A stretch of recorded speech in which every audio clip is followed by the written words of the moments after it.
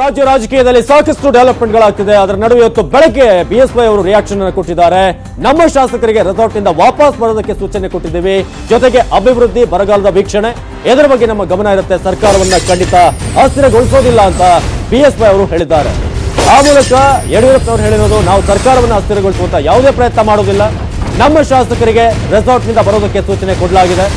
Resort ನಲ್ಲಿರುವ ಎಲ್ಲಾ ಶಾಸಕರು ಇವತ್ತು ಮಧ್ಯಾಹ್ನದ ಒಳಗೆ ಎಲ್ಲಿ ರಾಜ್ಯದಲ್ಲಿರ್ತಾರೆ.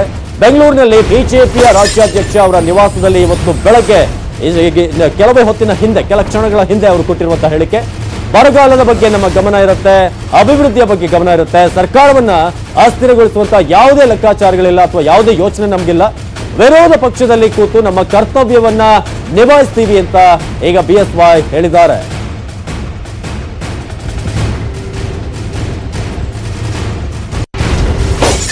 ಇವತ್ತು ರೆಸಾರ್ಟಲ್ಲಿರುವಂಥ ನಮ್ಮೆಲ್ಲ ಶಾಸಕರು ಮಧ್ಯಾಹ್ನದೊಳಗಡೆ ಬೆಂಗಳೂರು ಬರಬೇಕು ಅಂತ ಸೂಚನೆ ಕೊಟ್ಟಿದ್ದೇನೆ.